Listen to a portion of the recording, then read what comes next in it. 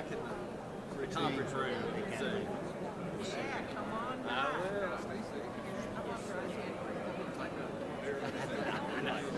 I need to be. Yes, sir. There you go. Yes, sir. Thank you. I did. Hey, Governor. On the other side of him. Governor.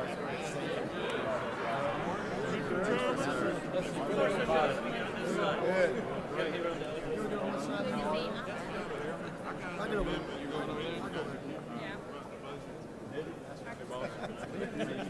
Okay. How are you? Go get you on either side today. All right, very good. All right, well, good afternoon, everybody.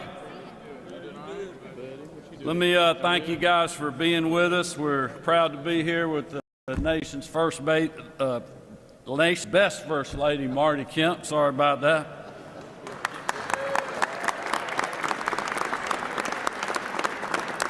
I was trying to word that where I can include the First Lady of the House, Miss Dale Burns, who's always here with us. We appreciate that.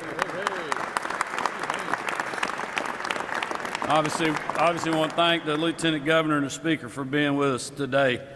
We are here to announce new policy and budget measures that will build on the significant strides that we've made to make quality health care more accessible and more affordable for hardworking Georgians since my administration introduced the Patients First Act in 2019. Nearly 6 years ago, we began working on solutions that would put the needs of our citizens first, and our goals were very simple. Lower costs for Georgians with commercial coverage by stabilizing the marketplace and working to bring more insurance carriers to our state, and enhance access to care for able-bodied, low-income Georgians who did not qualify for existing health care programs and could not afford private insurance. On both of these accounts, Georgia Pathways and Georgia Access have been successful in improving health care options for Georgians. Both programs, working together, have in fact lowered costs for millions of Georgians who have private insurance, and also provided a pathway to coverage for thousands of low-income Georgians for the first time. These numbers speak for themselves.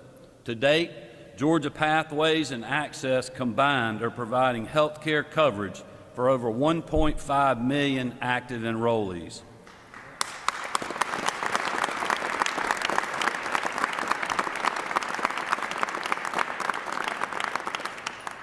Over 800,000 of whom fall under 138% of the federal poverty level.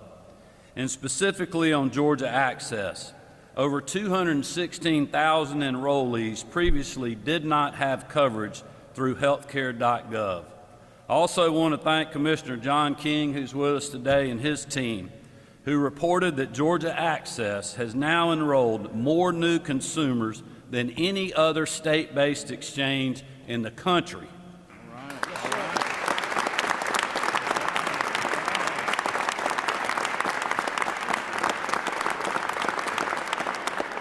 As a result of our combined efforts, Georgia Pathways and Access are covering well over 200,000 more Georgians than traditional Medicaid expansion would have covered, even under the most optimistic projections. I'll repeat that for all our friends in the media here today. Georgia Pathways and Georgia Access together cover 200,000 more of our citizens than traditional Medicaid expansion, with a lower cost to the state and better health outcomes for the enrollees.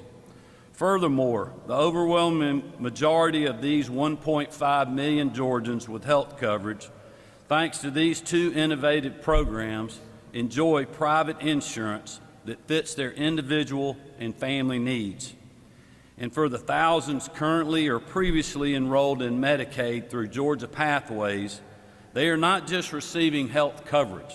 They are learning a skill, working, volunteering, or getting an education, all of which will help them find greater opportunity, start a career, and move off Medicaid onto employer-sponsored or private sector insurance. Our goal from the beginning has been to help able-bodied Georgians who need it the most become self-sufficient and pursue their dreams. Our innovative approach to changing how we provide Medicaid coverage to Georgians making less than the federal poverty limit has been the first and only kind due to the Biden administration's preference for the same tired government-run health care playbook. In fact, they have unfortunately been more interested in finding ways to stop or undermine our efforts rather than working with us. Through court delays and having to relaunch the entire program, the team at the Department of Community Health and my office have stuck with it and continue to find ways to improve the program and make it work for all Georgians. That's the great opportunity we now have as a state. With the second Trump administration in Washington, we will have a federal partner that wants to innovate, efficiently use taxpayer dollars, and ultimately deliver better care to the American people.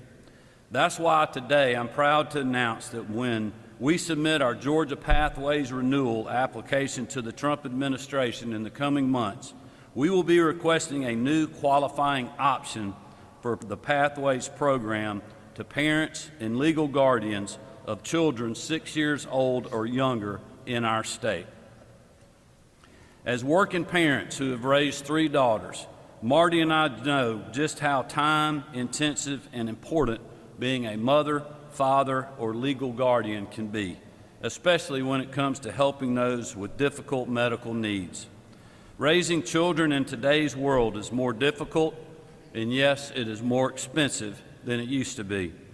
For parents or legal guardians trying to get back in the workforce or provide for their families, lack of health insurance may be one of those challenges that is simply too great for them to overcome. In a growing state that needs more Georgians in the workforce than ever before, providing health insurance to a family or individual with young children may be the last piece they need to restart a career and be on a path for a brighter future.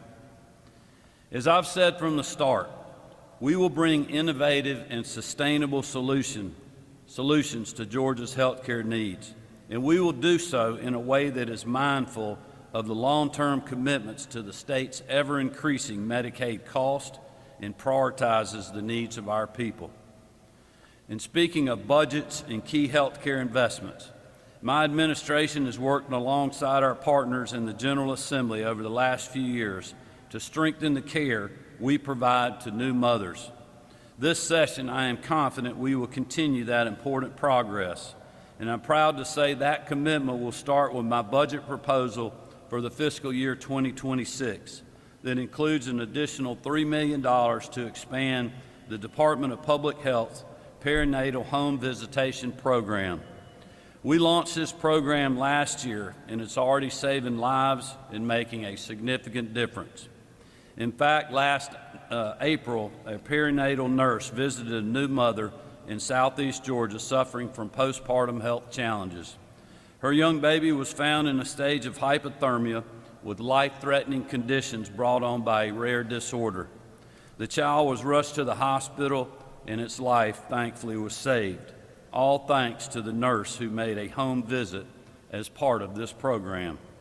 No matter your political party or personal philosophy, we can all agree that is a happy ending to a difficult story. And I believe we need to do more of this to ensure more good outcomes in our state. With the support of the men and women you see next to me and behind me, we will expand this program from 50 to 75 counties and significantly grow the geographic impact. That is something that we all can celebrate. My budget proposal also includes an additional $778,000 to expand cardiovascular services and high-risk care at designated perinatal centers, further putting our money where our mouth is when we say that we support life and families at all stages. So again, I want to thank the partners you see beside me and those all across the state who couldn't be with us, especially our frontline healthcare heroes, for all that they do and for the services they provide to Georgia's children, mothers, and families. I now want to call on Lieutenant Governor Burt Jones to share more about the measures and our ongoing efforts to make Georgia not just a safer and more prosperous state to call home, but also a healthier place to live, work, and raise our families. Governor Jones? Appreciate it.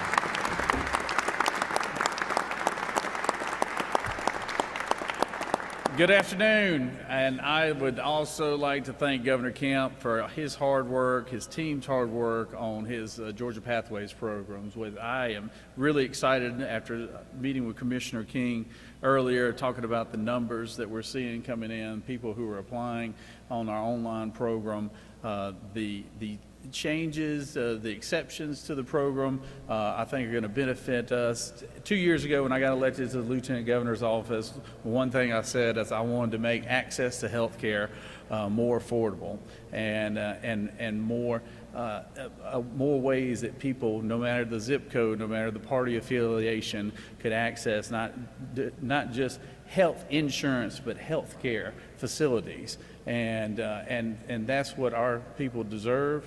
And it is exciting to see that this program, that the Kemp administration has been hamstrung the last 4 years because they've caught opposition from the Biden administration at every turn. And now with that release happening, with the new administration coming in, we're going to be able to add more people to the roll. We're going to be able to cover more single mothers. We're going to be able to cover more caregivers.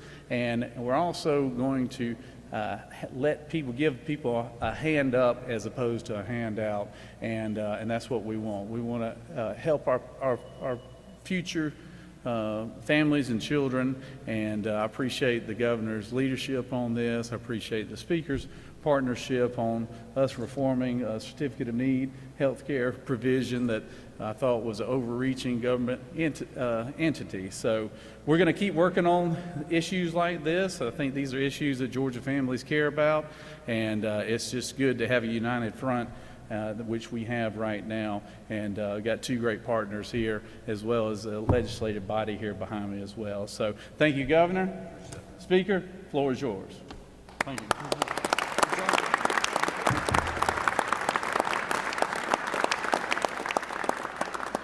Well, good afternoon. It's great to be here today and be joined by a governor who's focused on health care, to be joined by a lieutenant governor who's focused on health care, to make sure we provide health care for Georgians. And the Insurance Commissioner, Commissioner King, thank you for what you're doing, joining with the members of the General Assembly as we all celebrate, really, the increased access to quality, affordable health care for the citizens of this great state. We certainly look forward in the House to continue to work with you, Governor, Commissioner, Lieutenant Governor, certainly, always a great partner as we continue that mission. There's nothing more essential to the quality of life of every Georgian at every stage of their life than their health. That's why this year the House will continue to work with the Senate and the Governor to continue to emphasize on supporting Georgia's mothers, our children, and growing families. We'll start by fully supporting your initiatives, Governor, proposed additions to the qualifying activities for the Georgia Pathways program. It's where it's working. These additions promote a broader approach to family-focused health care. By increasing the reach of Georgia's pathway to include parents, legal guardians of children under the age of 6, as the governor mentioned, who also meet the requirement income, an estimated 65,000 Georgians could become eligible for health care coverage. 0 to 6, as we all know, are the most critical years of early childhood development. And when families are healthy, children have a greater opportunity to learn, grow, and certainly thrive. The House is looking forward to working alongside Governor Kemp to promote the Pathways program success and ensure it reaches as many Georgians as possible. Thank you, Governor Kemp. We will also work closely with Governor Kemp and the Department of Public Health. Dr. Toomey's here to expand the prenatal home visit program, and certainly the commissioner here, Russell's here as well. This innovative and collaborative program currently serves expecting mothers in 50 rural counties, as the governor said, connecting them with the specialty care for cardiovascular, mental health, and other pregnancy-related conditions. This year, thanks to Governor Kemp's commitment to increasing maternal health outcomes, the House is on board and proud to support his $3 million investment to expand these life-saving services into an additional 25 counties throughout this great state, providing mothers with connection to services in every corner of our state.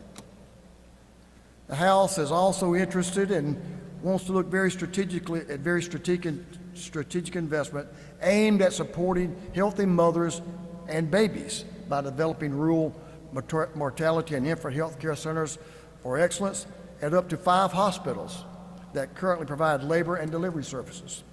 Relieving the financial pressure on these rural hospitals and strengthening our OB, GYN, prenatal, and postnatal services, especially in rural Georgia where these services are limited, will be a crucial step to lowering our statewide maternal mortality rates and providing every Georgia family with the opportunity to receive accessible care.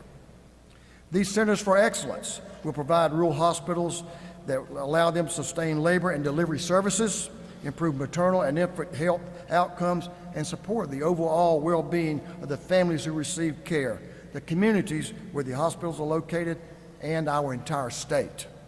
Finally, we know that securing a high-skilled healthcare workforce is vital to creating a healthcare system that meets the demands of this ever and growing state we live in.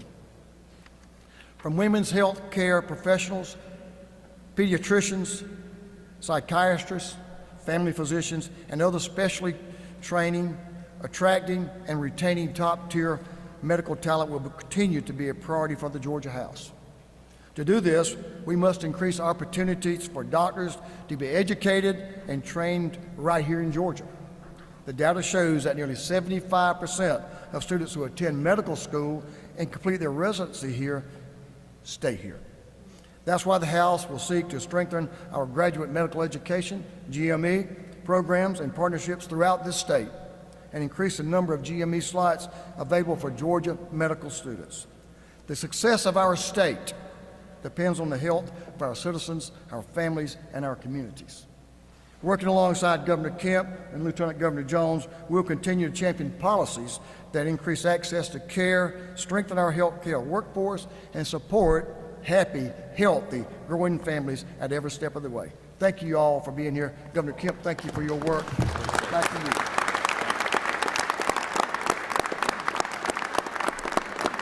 All right, well, thank y'all again for being with us, and we've got time for a couple of questions.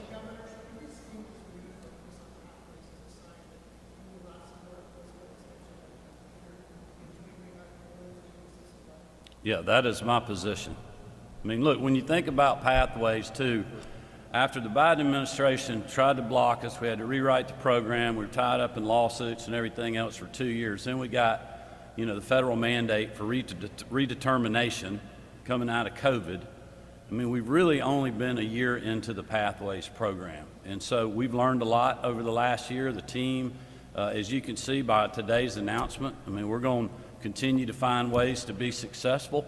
But at the end of the day, the people that talked about traditional Medicaid expansion, we have over 200,000 people more enrolled and on health care, getting health care insurance now or coverage than they said traditional Medicaid expansion would do. And most of these people on private sector health insurance that the government's not having to pay for.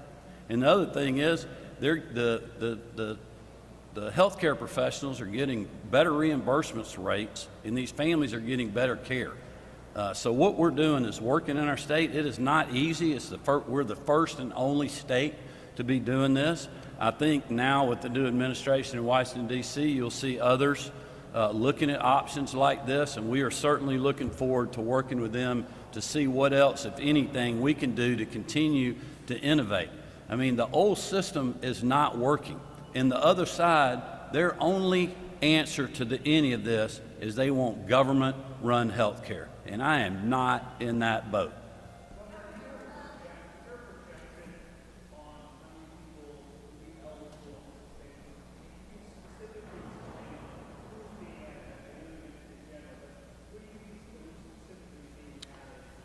Yeah, I'll refer to any of the team that may know the answer to the number. If we don't have that, we can get that to you. But basically, you're going to be, the kids are available for Peach Care now on Medicaid.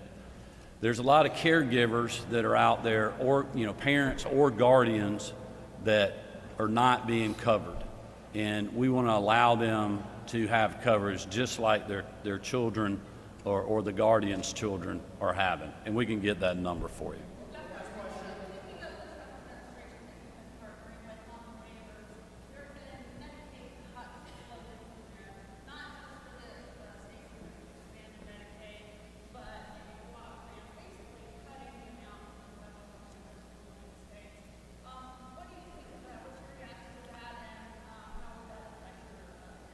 Well, we've had great conversations with the incoming folks. We're going to look forward to working with them. Some people would say that they are throwing cuts out there. You have other people say that they're going to make government more efficient.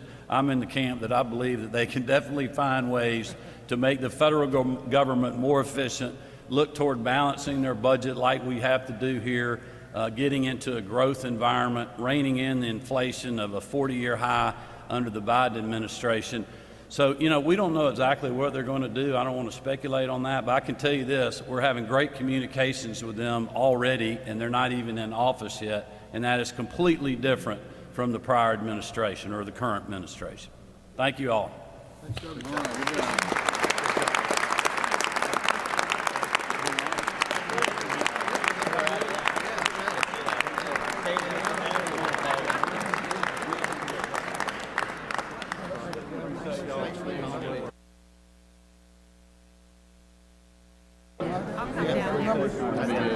Good job. Good job. Excellent.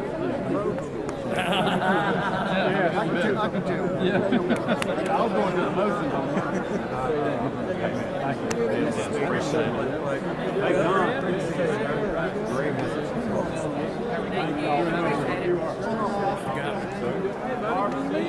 Hey, man! Everything's great. Good job. I am chairman. Please do not change the dance part. Good job, sir. ¿Cómo estás, hermano? Qué bueno verte. Tremendo trabajo with Georgia Pathways. You're doing a phenomenal job. Keep it up. Gracias.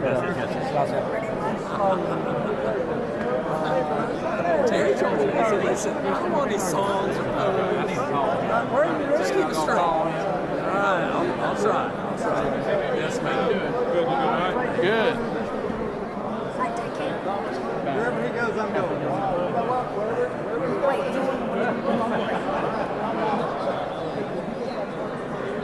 How you doing?